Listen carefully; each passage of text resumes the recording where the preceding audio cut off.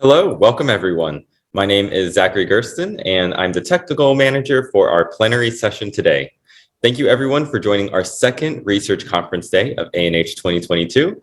Please check out our website for any conference materials you might need to find throughout the week.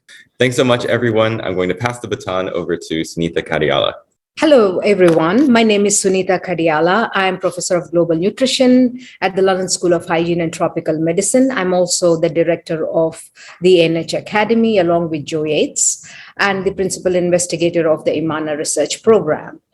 Thank you for joining on the day 2 of the ANH Academy Week Research Conference. As we are seeing the semblance of normalcy post-COVID, we were keen to capture the magic of in-person events combined with the advantages of online events. For example, the reach, the accessibility, not to mention the savings in carbon emissions. Therefore, our co-hosts this year, Southern Africa Food Lab and University of Stellenbosch, have bravely offered to experiment with this hybrid format this year.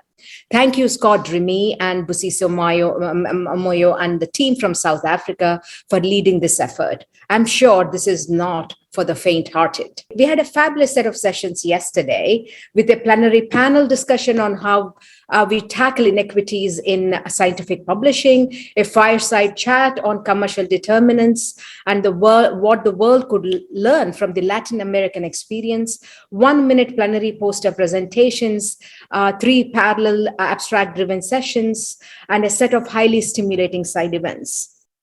We have no doubt that today will be as promising as yesterday, and we hope you can join the rest of the event, which is today and tomorrow as well.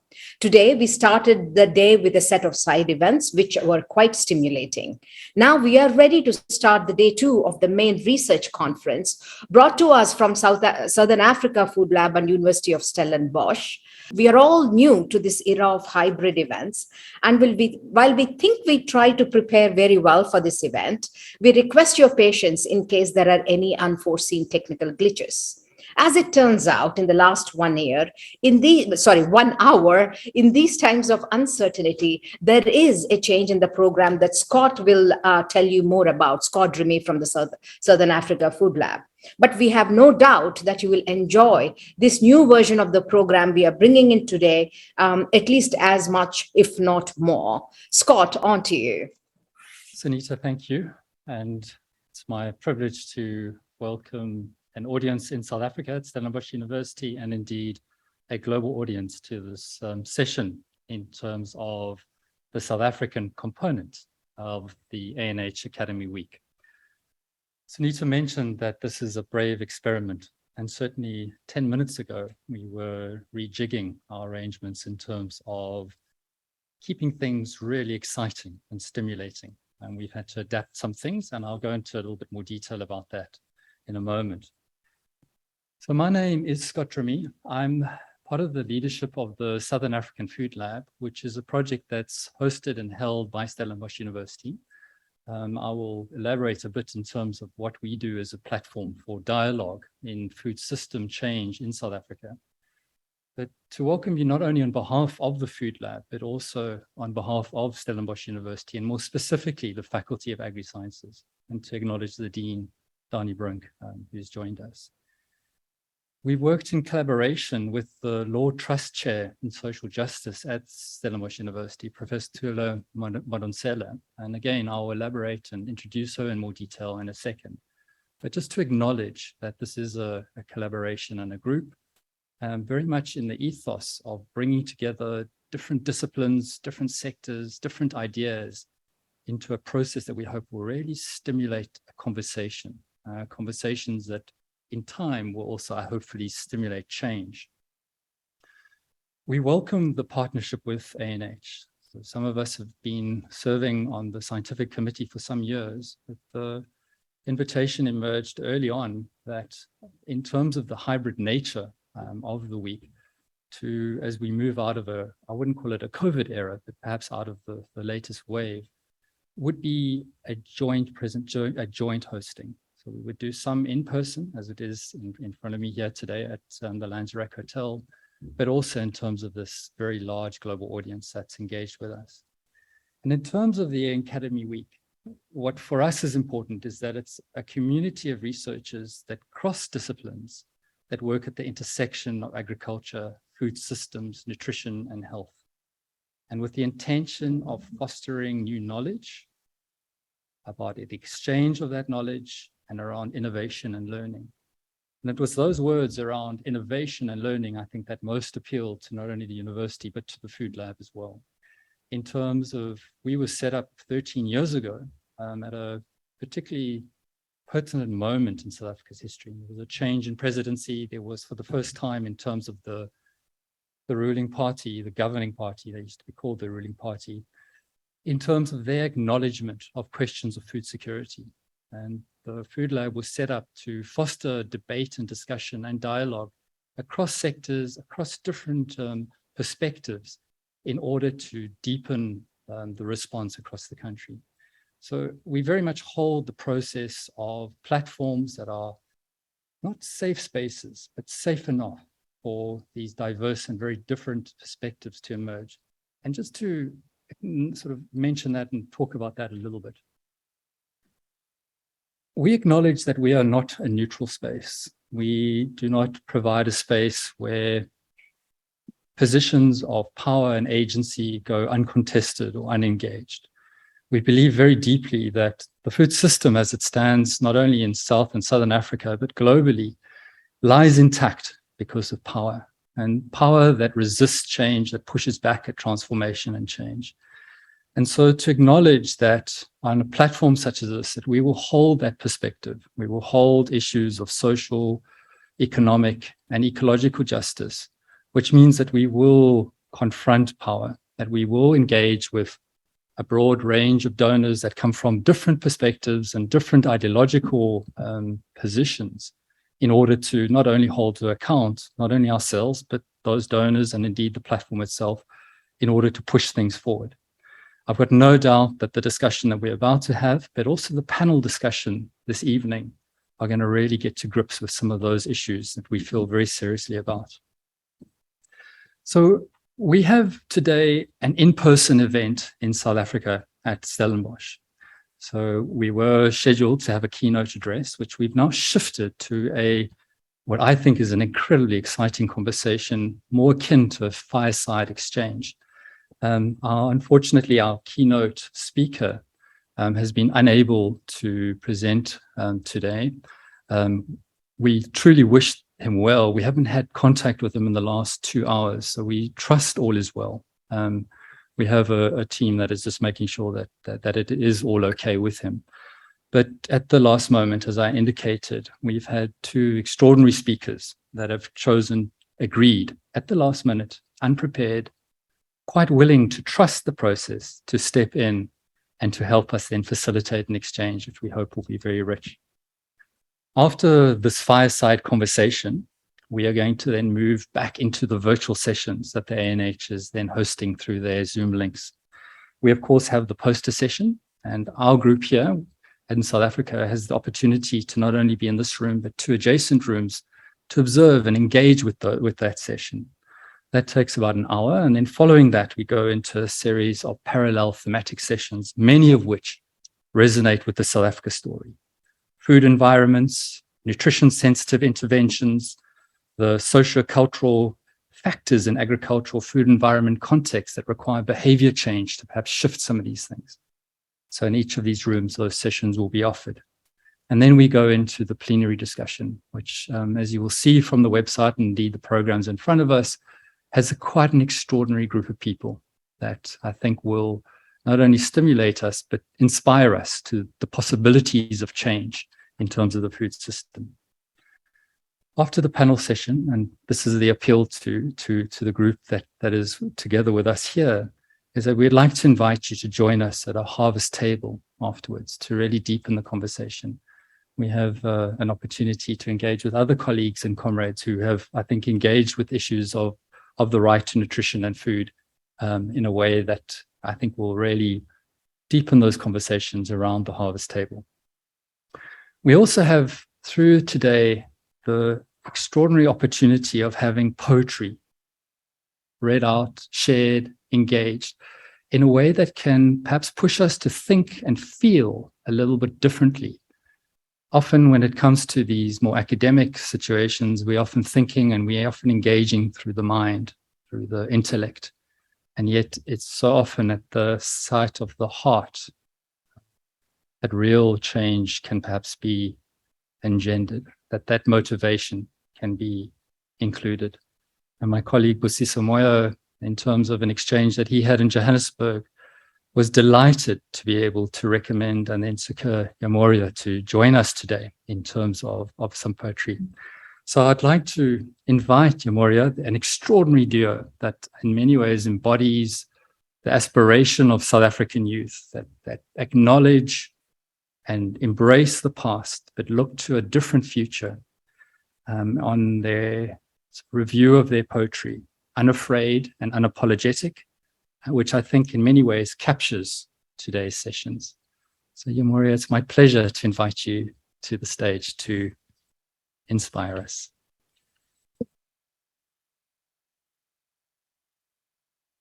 Good afternoon. Hello.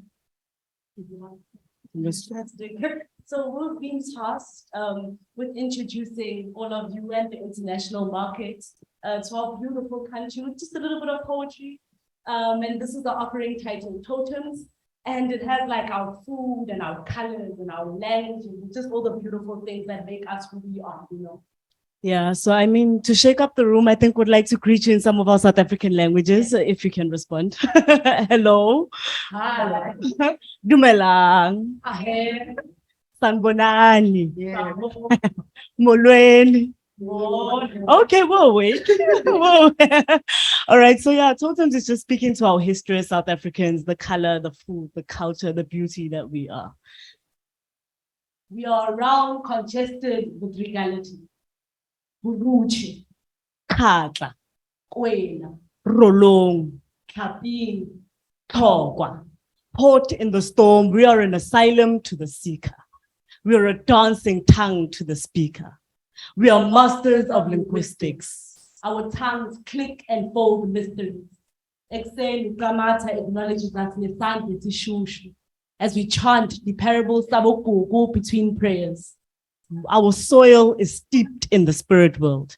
And Badimu precipitate blissful blessings upon us and we chant, magic must live here. In three-legged pots, Bomma boil stories of our history in pots and we load our bellies. Tobi, Masocha, Dikhobe. And with itis flickering on our eyelids, we whisper forgotten folk tales of how a cassava garden blossomed in my mother's mouth. Of how my grandmother housed the history of Limpopo in the back of her throat. We've known women who have harvested the wind in their backyards. Women who have planted this wind in our hips and we sway, creating an avalanche of rainbow storms as the sky spits color onto Umuzi wetu and our landscape swells with our heritage. The sun slowly evaporates from a sun riddled with our laughter, and the glow outlines the totem of our ancestors' visage. At sunset, our daughters collect these totems from the current of Mtambura River. And our mountains giggle with the slipping sun. Sharing memories of our fruitful tribes, Sotho, Zulu, Bapedi, Xhosa, Tswana, Swati, Venda, Tsonga, Ndebele. Here we are around, congested in regality. An asylum to the seeker. A dancing tongue to the speaker. We are masters of linguistics. We click and fold miracles. We are around, congested in regality. An asylum to the seeker. Night falls. And we begin to cackle with the blushing moon, sharing memories of our fruitful tribe. We are home. Our home. Thank you.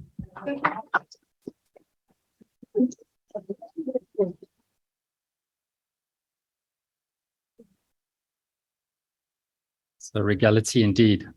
Thank you so much. We have the opportunity to engage more with Yamoria later today, which certainly we look forward to. So now we turn to the fireside chat and to introduce you to two eminent leaders in questions of justice in South Africa, with implications for justice, I think, broadly across the region and indeed the continent and possibly beyond, indeed beyond. We have with us two people who have not only committed decades of their lives to justice, but have challenged power, pushed essentially the frameworks, the legal and constitutional frameworks that lead to the governance of food system, and who today, at the last minute, agreed to step in and share their feelings and their sense of how change can be underpinned by a real commitment, in particular to questions of economic and social justice, and we'll thread through that questions of ecological justice. So my pleasure to acknowledge Professor Thuli Madonsela, who is a law professor at Stellenbosch University, where she conducts and coordinates social justice research, and she teaches constitutional and administrative law. And she's the founder, and this I think is particularly pertinent for today, the Tuma Foundation, which is an independent democracy, leadership, and literacy public benefit organization, and convener of the Social Justice M-Plan, which is an initiative so desperately needed in South Africa at this time, aimed at catalyzing progress towards ending poverty and reducing inequality by 2030, in line with the National Development Plan and indeed the Sustainable Development Goals. So Professor Madonsela, it really is appreciated you stepping in and holding this space. Thank you. Alongside Professor Madonsela, my colleague, Mervyn Abrahams, who hails from eThekwini, from Durban in KwaZulu-Natal. He leads the Pietermaritzburg Economic Justice and Dignity Group, which is an extraordinary group that conducts social research, social and economic research across the country to understand the true issues of food price and food price increases as experienced by most South Africans. So slightly adjacent to perhaps some of the more cold statistics that perhaps emerged from Stats SA, in terms of that these figures and the analysis alongside it are often interspersed with the voices and perspectives of people that are directly affected by these prices. And of course, then bringing to light questions of not only food access through prices, but a question that increasingly becomes important about utilization. Utilization underpinned by the intersection of food with the urban sector, with the infrastructure system, with the education system, with the economic system. And understanding that, yes, we may be able to access foods to some extent, but the conditions in which to be able to fully utilize it are ultimately underpinning much of these quite horrific figures that I think characterize the South African food system. Mervyn is also a colleague on the Southern African Food Lab and leads much of our work in eThekwini. So again, just to thank you, Mervyn, for stepping into this process. And alongside my long-term colleague, Busiso Moyo, who is a researcher, recently submitted his PhD at the University of Western Cape. He's been thinking a great deal about the constitutional framework around food and food justice, and is going to support me in terms of where provocation and questions are needed in terms of stimulating a discussion. So we now turn to a fireside conversation in lieu of a keynote address. Thank you. So I've changed my role slightly to be moving from chair to ultimately the co-moderator of the fireside conversation.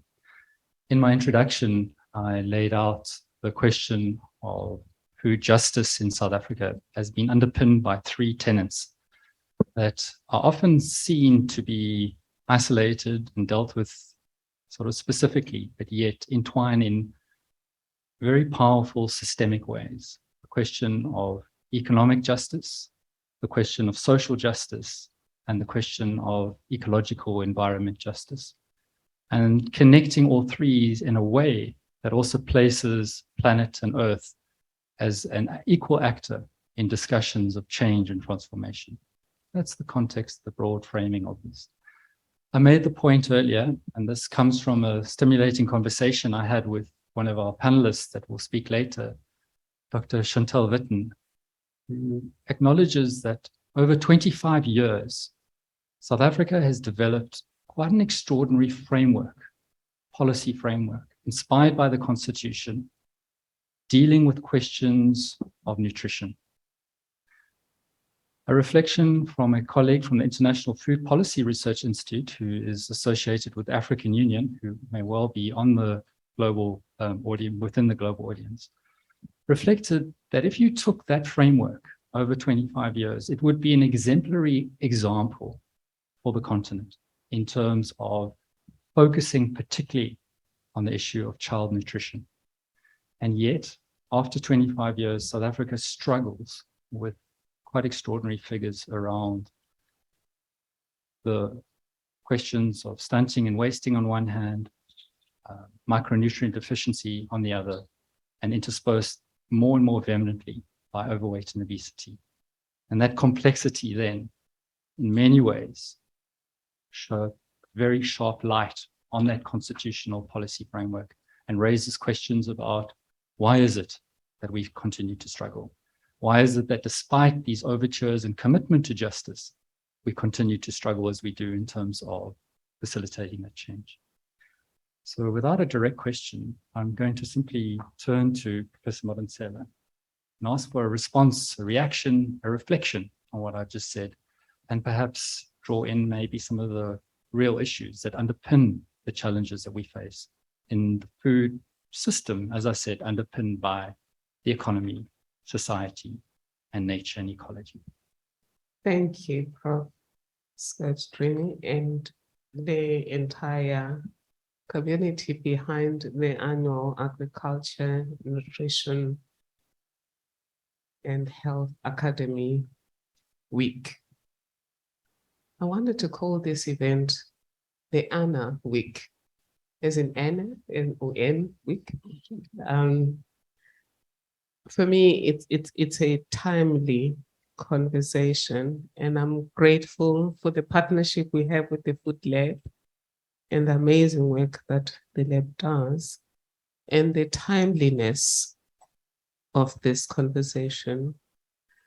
Prof, you have set the parameters of the conversation that we should consider the three key tenets that you think, underpin the food justice and food systems dialogue: economic justice, social justice, and ecological justice. As social justice advocate, I would agree with you. Just to say, from our point of view, we include economic justice as part of social justice. Explaining our own definition of social justice comes from John Rawls in a book regarded as his magnum opus, titled A Theory of Justice. It gives us a sense of what he understands as justice. And I hope we agree with him. Distilled to its essence, John Rawls says justice is about fairness to all. That's why whenever people represent justice, they have the scales. It is no side of the scale should be given more weight. It should be even.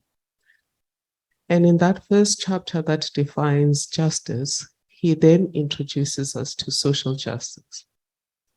Much as justice is fairness between individuals, social justice is fairness between groups.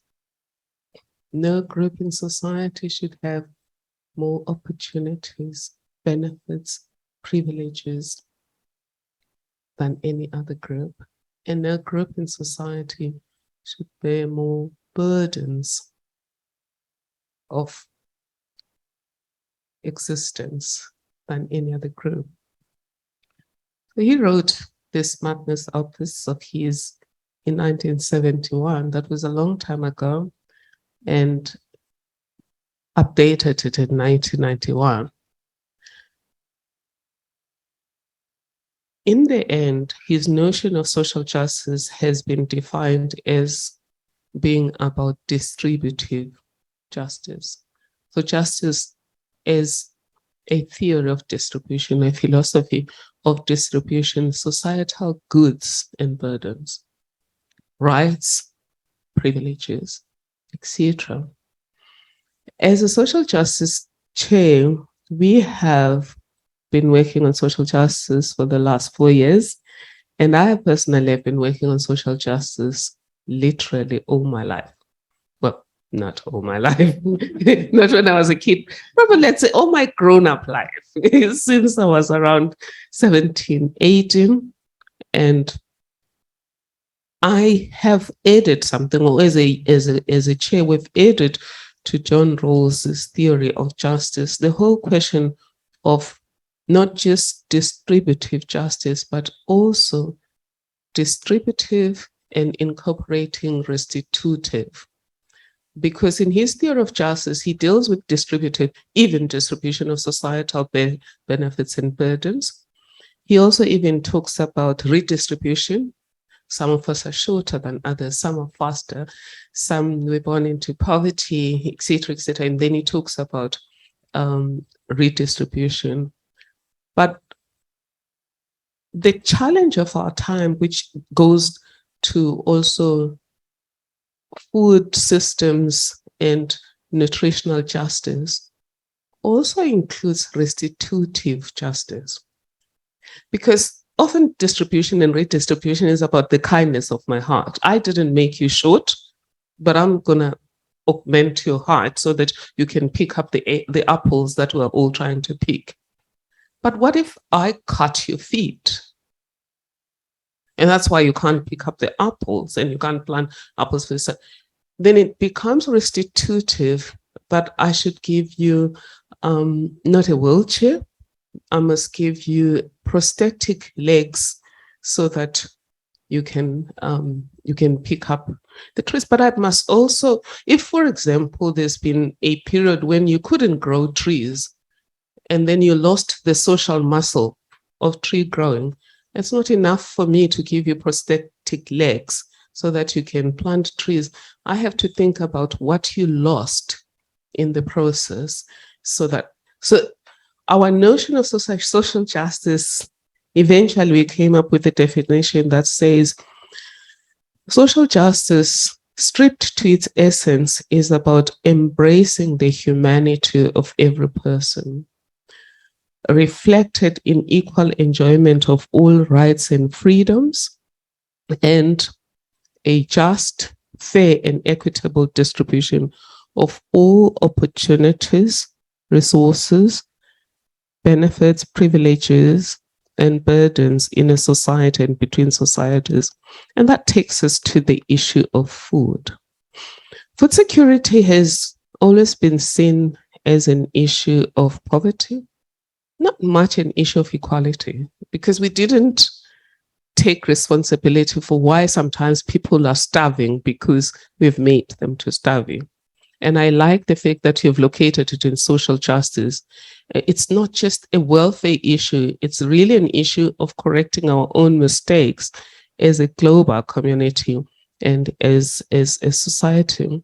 I remember my first day at Harvard when I went there in 2017. My first day in class, I went past a park there and they had a plaque there that was saying, never again, something to the effect that never again should so many die because of lack in a world of plenty.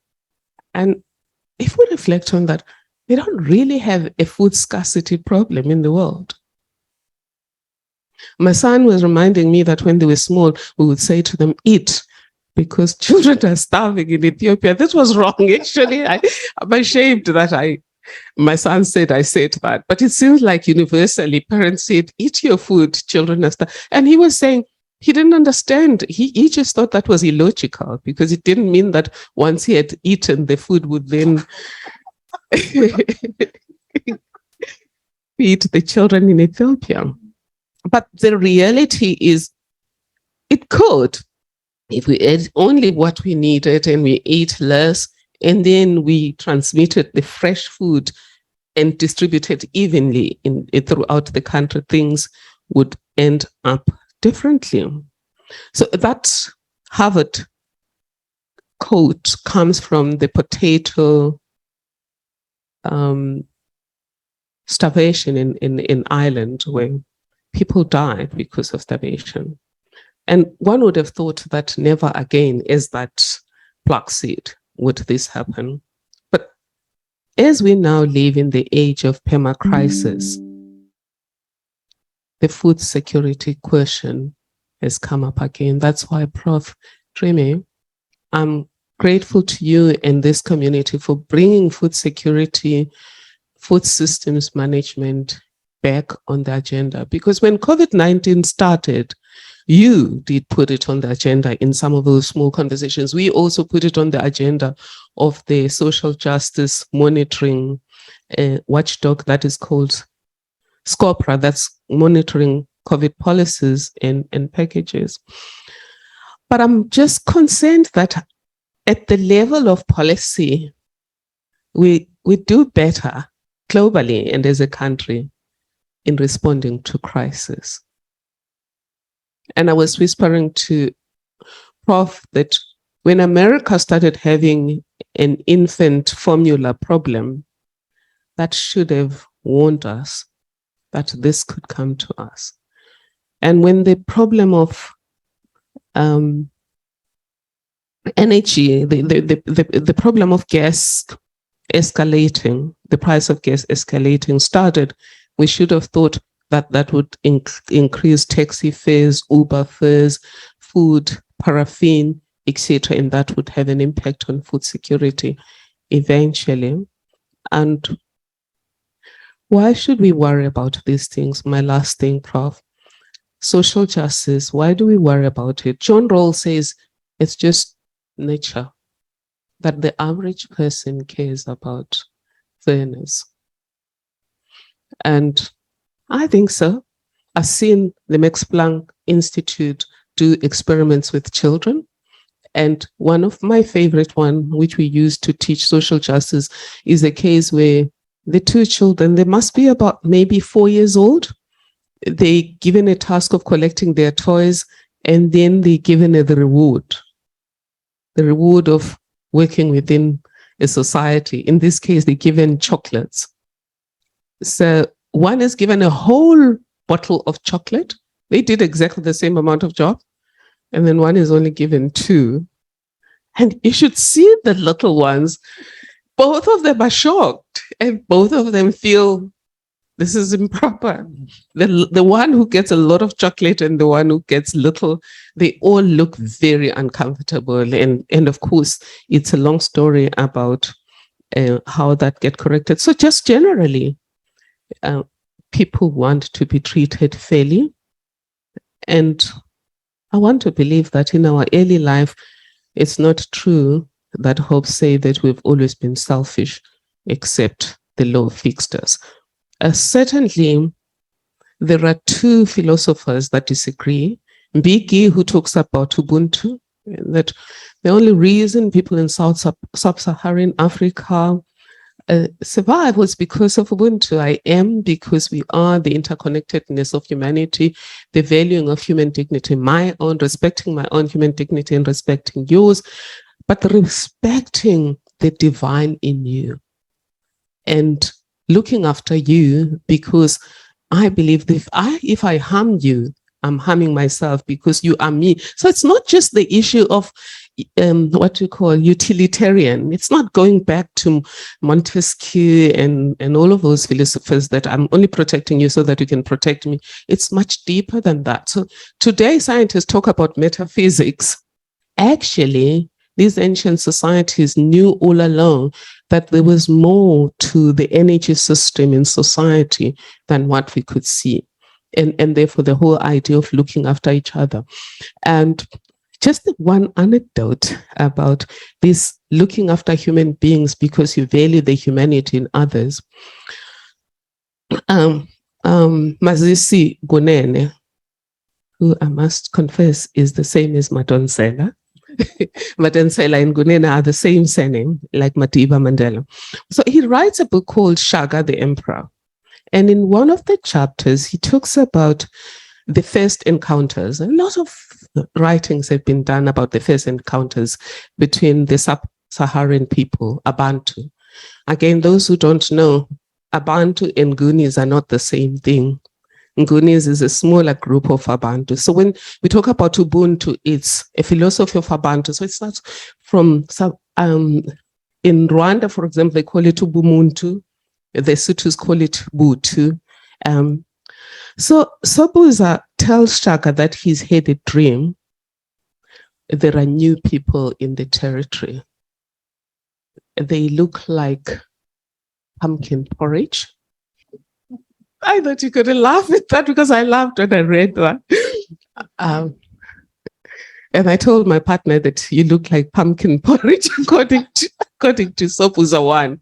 And so he said these people look like pumpkin porridge, but his dream also told him that these people carry a stick that breathes fire, and they kill people, steal their land, take cattle, and things like that. It's a horror story that he tells Shaka about the people that look like us. So he recognized the humanity, but he wasn't happy with the conduct. I think, suppose I might not have dreamt about it, I don't know. But he might not have dreamt about it. He might have just had good spies that had been to the Cape and knew what was happening. But we'll never know the truth.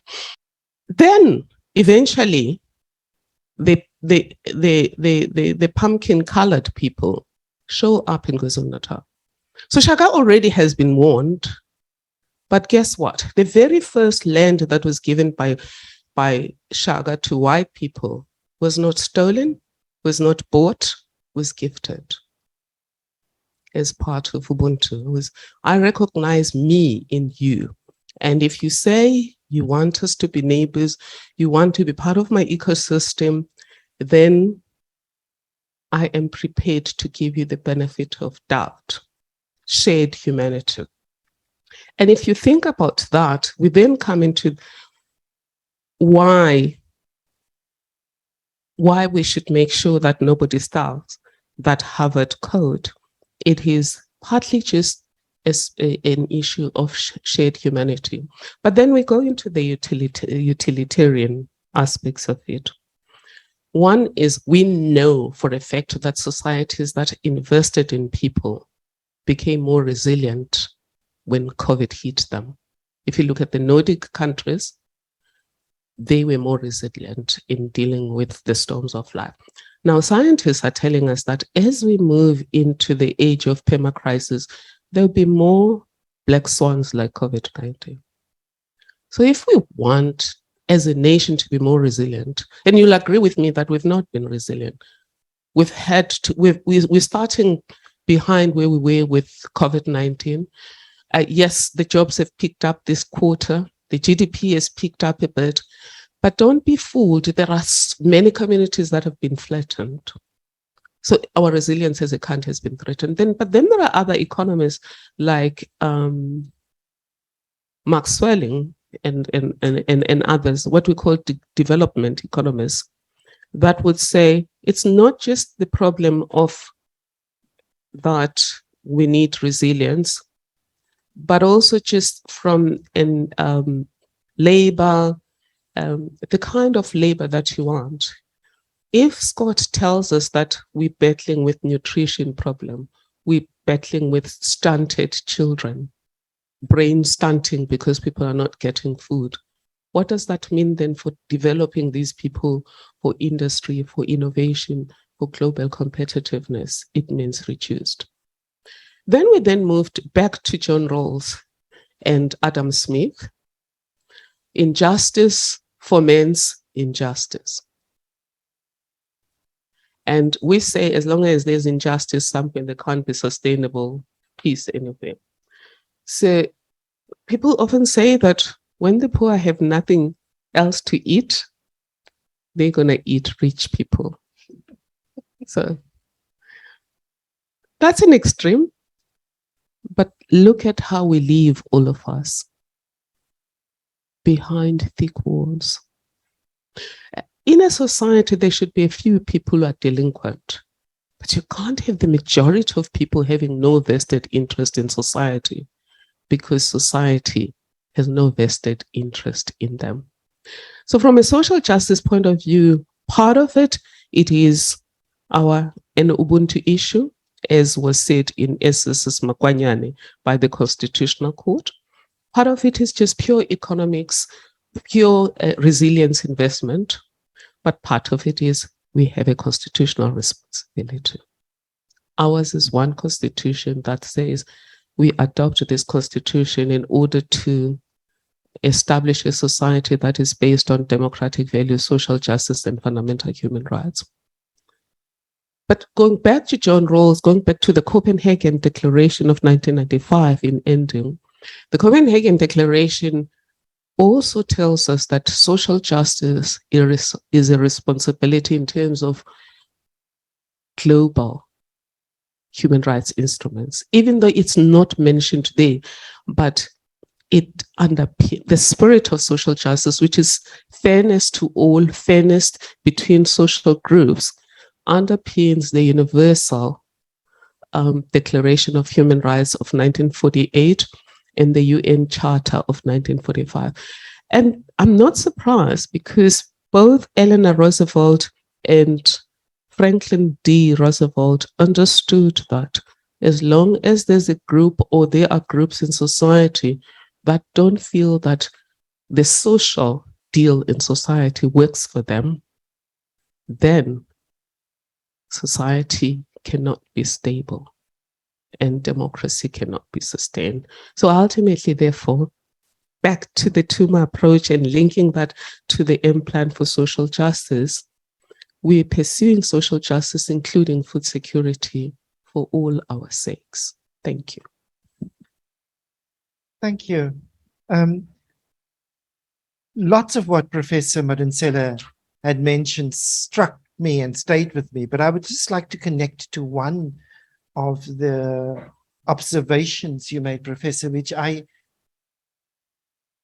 is so real, and yet we almost have it in our subconscious. We don't seem to elevate it when we listen to the public debates. And that is that whenever we talk around food insecurity, we always deal with it as an issue purely of poverty and not about equality, and not about how do we structure our society in terms of, as you say, for social justice, in which everyone is treated fairly and everyone has a stake in the society. And it is so real because, for instance, one of the issues we have dealt with, so this morning, for instance, we issued our monthly household affordability index. And yet again, the 44 foods that we track has increased. It has shown almost an uninterrupted increase over the last two and a half years. And we're now at a stage where the year-on-year increase in that basket is in the area of about 13%. Now, of course, it's a much smaller basket than Stats SA, and we can debate all the different research. And then immediately the response that we are getting from the public, the debates in the public arena is, well, how can we make this food cheaper? Because behind it, it's a problem for the poor, you know. So how can we let it? It's not a societal issue. It's something that's only for the poor. And of course, then as soon as we go down that route of the cheapest food, then of course issue of nutrition comes in. So let's take as much nutrition out of the food so that we can make this food cheaper.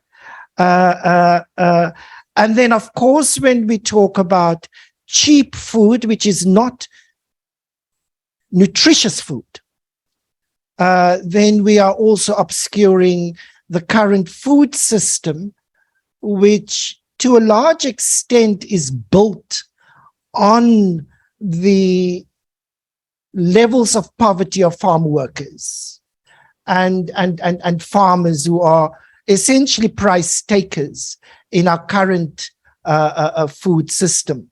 So that reveals, in a way, so what I'm taking from what Professor Madonsela is saying is that we should begin to look at this food insecurity from the perspective of inequality. And that will then begin to lay upon us the question around the structural changes that are required in our food system, in our economic system, and how our food system is totally interconnected to ecology and to our ecological crisis. So it seems to me that currently, at a time when globally we are seeing massive food price inflation, globally we are identifying that we are in a crisis, that this crisis provides us with an opportunity. And so what could this opportunity be? And it seems to me that if we take inequality, or the reality of inequality, both in terms of access to food, access to social goods, access to the economy, and the way in which, for instance, our industrial agriculture is negatively impacting on the ecology and exposing us to further pandemics and others, then we have to begin to ask ourselves, how can we become a bit more resilient in South Africa? And it seems to me that there are a couple of pointers that I just want to throw out. So we know that a fuel-based economy or a fossil fuel-based economy is in crisis. We know that the current geopolitical tensions in the Ukraine, Russia, the Black Sea region has driven up the price of fuel. And that has, of course, had a knock-on effect on all of us. Transport, Santago, in terms of taxi fares, have announced that they will increase it by 3 Rand.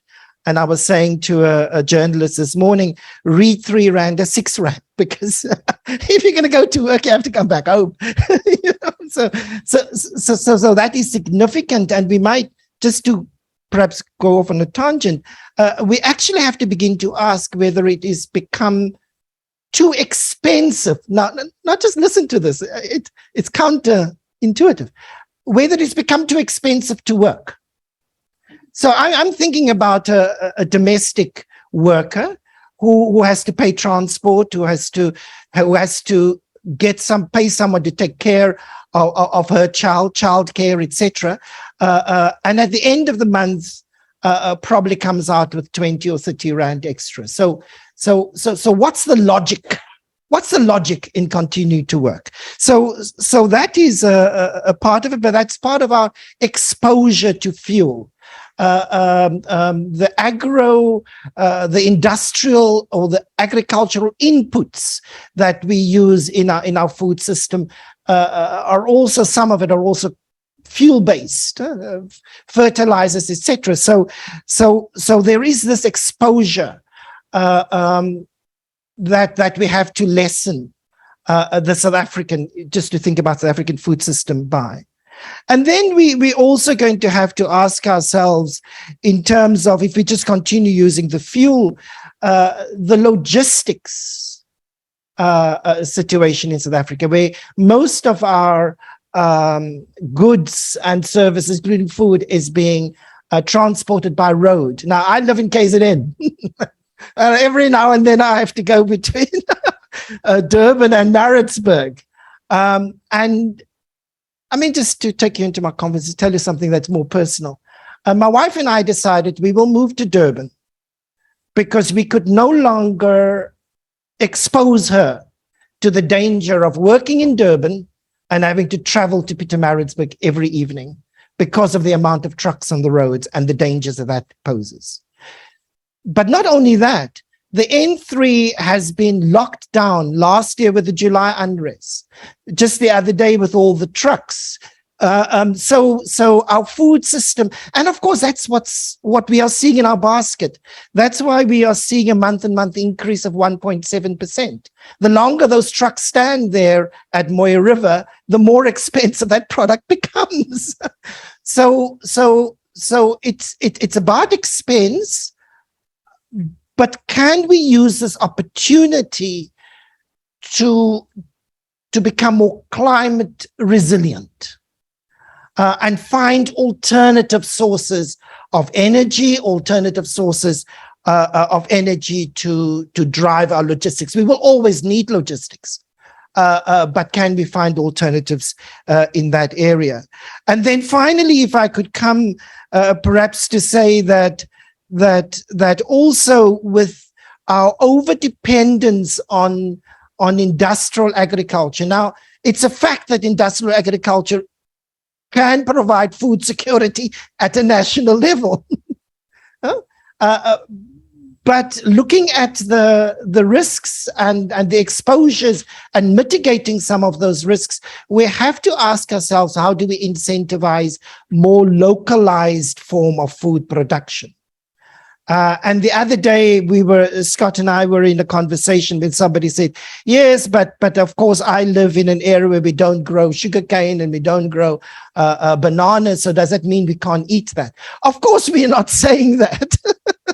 Of course, we're not saying that. But what we are saying is, can we begin to grow closer to the table where we are? And in that way, make the system more resilient.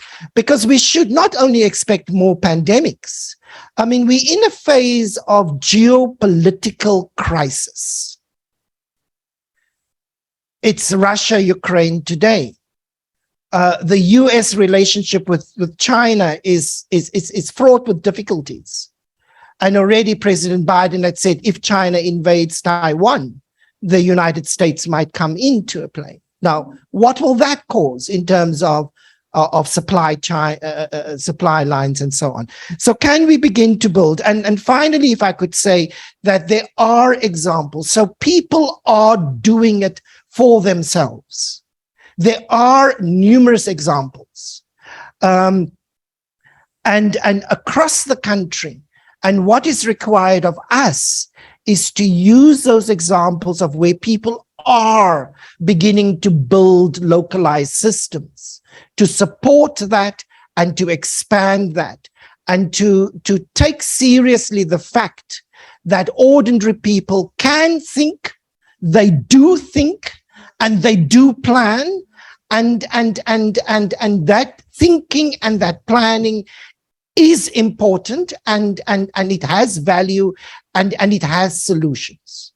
So perhaps at that point I'll stop. Okay, so thank you, Prof. Matansela and Mr. Abrahams, for those provocations. And I think there's so much there for us to meditate on and for us to think about. But in the interest of time, because I'm sure there are burning questions in the audience, I just want to perhaps draw us back to this conversation that has brought us here together around the food system. So, let us not forget that at a national aggregate level, South Africa is considered a food secure country. But yet, we are all in unison when we speak about the fact that, the biggest injustice in South Africa, for me personally, expresses itself in the food system. And part of the challenge is that if we're going then to try to find synergy and to draw back to this idea of equality, this idea of justice, perhaps a worthwhile starting point is, what does food inequality look like? If we can center our messaging around that, because there are those who experience the South African food system in the same way as someone in a first world country does. But yet the majority of us experience this food system as if we're in some kind of war zone. So we need to start meditating on this idea of food inequality, speaking to people's lived experiences, because in trying to conscientize the masses, we can't also dwell in this terminology that we're using. speaking about the right to food, speaking about food security. But if we put the faces of real life experiences as part and central into this conversation, I think that's a worthwhile starting point. So with that said, I also wanted to say, we speak of COVID as yet another crisis, and rightfully so it is, but let's also pay attention to what has been going on domestically in South Africa. This is just another crisis on top of many other crises, that we've had to grapple with.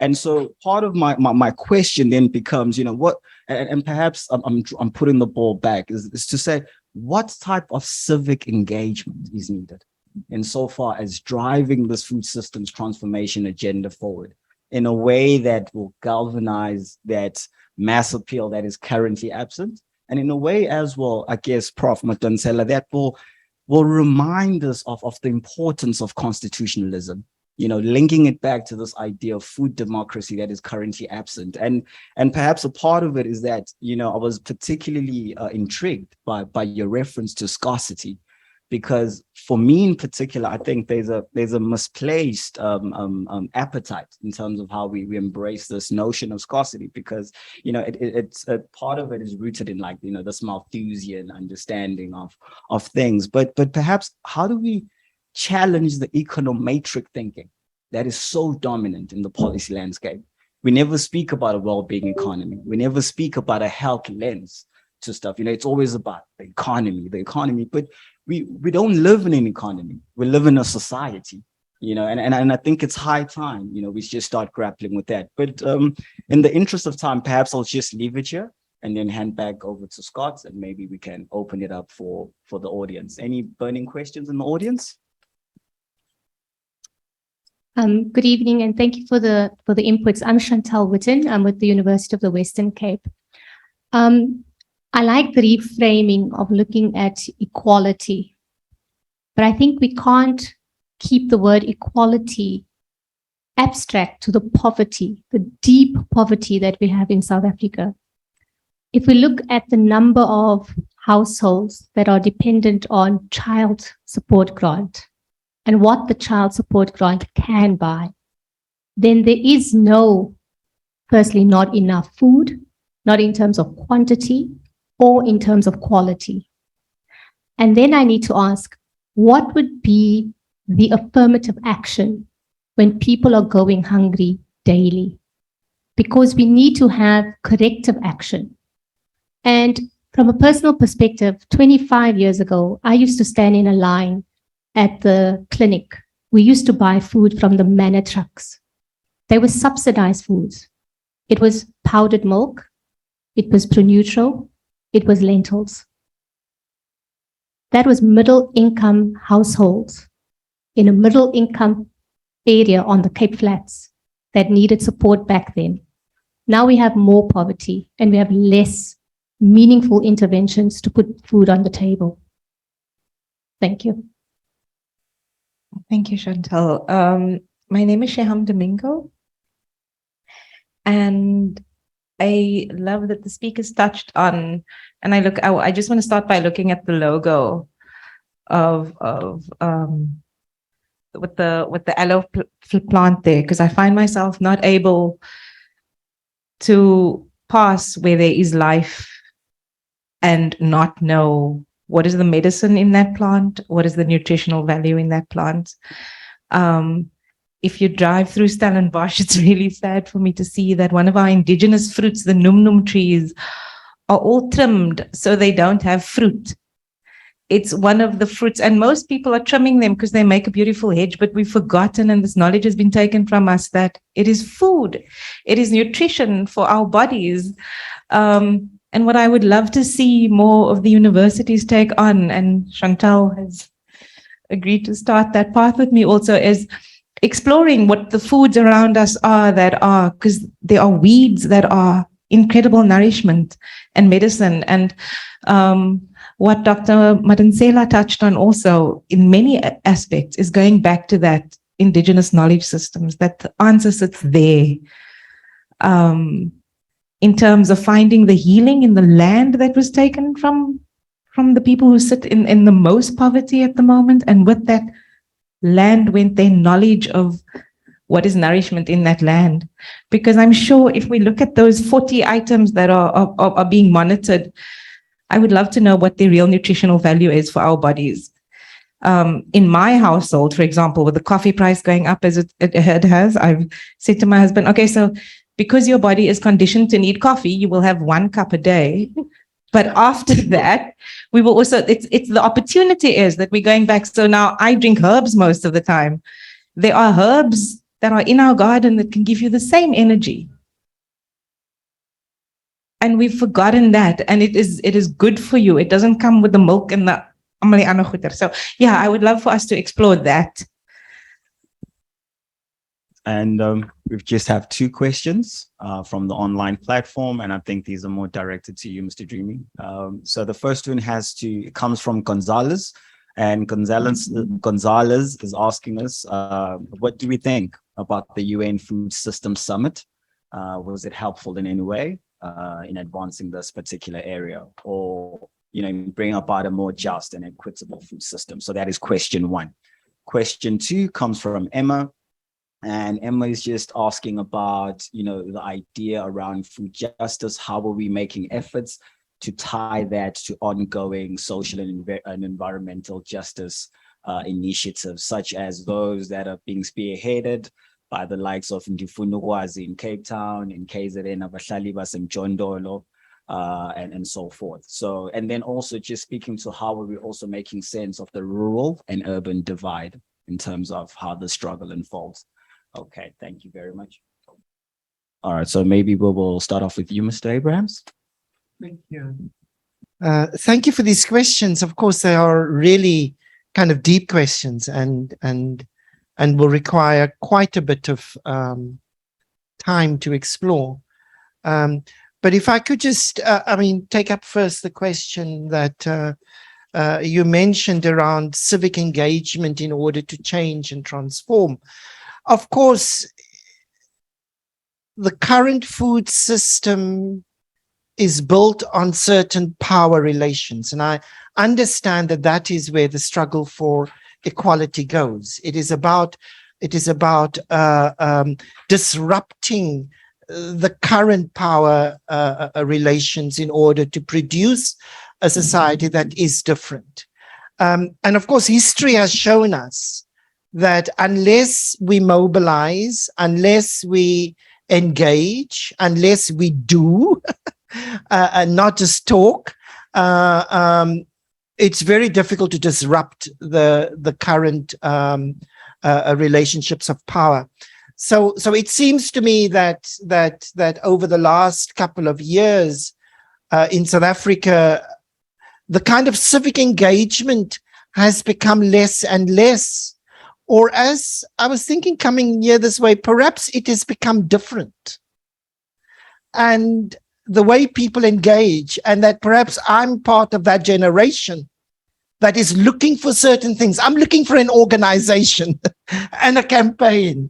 And perhaps I'm looking at the wrong place in terms of where the current disruptions of power is happening. And it seems to me that we need to begin to ask ourselves exactly what form is this taking and how can we strengthen it? Perhaps it's a social movement, but perhaps it could be something else. Perhaps it is social media. Perhaps it is, there's also a generational dimension, and I'm not going to tell you my age, but there is also a generational dimension in what we're looking for, because sometimes we can actually look in the wrong place and something is happening and we just haven't seen it. So that's one of those areas that I want to speak on. But really to say that, and this is perhaps a response to the online question, that there are instances where ordinary people are beginning to develop a different kind of food system that speaks to their need. Yes, it's not massively developed yet. I mean, we've got projects in KZN, in Worcester, in some other places. And I think what is important for us here, our audience, is to go to that areas and to learn from those areas. I think the first part of justice is about bestowing a sense of dignity. And if I'm coming in as the expert, I invariably take away the dignity of the person I'm engaging with. So how can I go in to learn, and how can I expand from what I have learned, and how can I act not as the expert, but how can I act as, in terms of Ubuntu, in terms of solidarity, to expand what currently exists. Thank you. Just to concur with our colleague, Prof. Abrams, on the people's initiatives as part of the solution. People are engaging in food gardens, and when COVID hit, we had a roundtable here at Stellenbosch University, and at the end of that, we had a policy brief, and one of the things we had encouraged was food gardens at the proposal of the Tuma Foundation, but also we had learned from conversations that were emerging from the food lab. So that should be encouraged. Initially, there was a bit of resistance in that it might have a disruptive impact on the ecosystem between suppliers and the people. But it's not likely to have that, because a lot of people that are being encouraged to create food gardens don't eat vegetables. And this is what my two colleagues mentioned, that the average poor person can't afford nutritional food. They just buy food to be full. You know, like pap and sugar water, pap and bread and coke or something. And therefore it would not disrupt. And then those who do have money and who buy nutritional food will not grow enough to disrupt. They would still need. So we need to encourage that. Secondly, related to that is about Indigenous knowledge systems, which is what you said, ma'am. One of those Indigenous knowledge systems has drawn us, Prof. Scott, to remembering that personally, when I was growing up, there was no home without fruit trees. Again, it's not going to disrupt the market, but literally every home I knew had at least 2 fruit trees. So Browns, the jewelry company, is encouraging that. It's partly they're working with little ones also to teach them the whole idea of delayed gratification, because investing in fruit is investing in fruit trees, is investing in delayed gratification. But also what I learned about investing in fruits personally was that old people planted trees when they had short lifespans. So planting trees was also a lesson in selflessness, because in the olden days, they planted these trees knowing that the first fruit will only come when they are gone. So that's part of Ubuntu.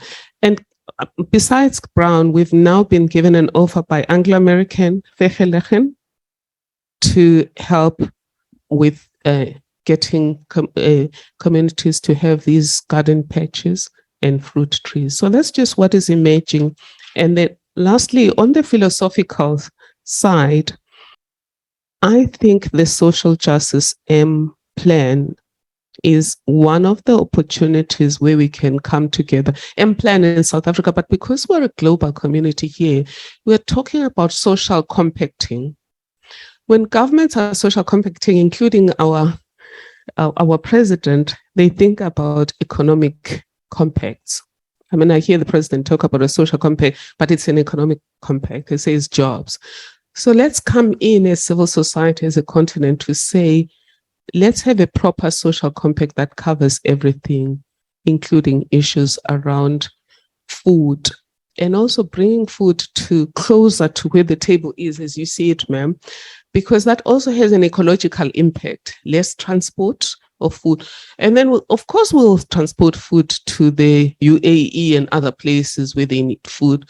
But locally, when we have to close locations because of future crises and another black swan, which viruses will give us more black swans, then we'll be able to lock smaller communities out without them being locked out of well-being. Thank you. Thank you. And we're looking at the very last minutes before we close and go on to the virtual discussion. So Emma and Gonzalez, I will respond to you, I promise, in terms of a email to your questions.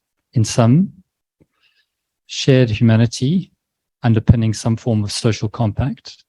Platforms like this, facilitated by the ANH, certainly I think taken on in terms of more localized platforms that can really drive dialogue that generates ideas and action.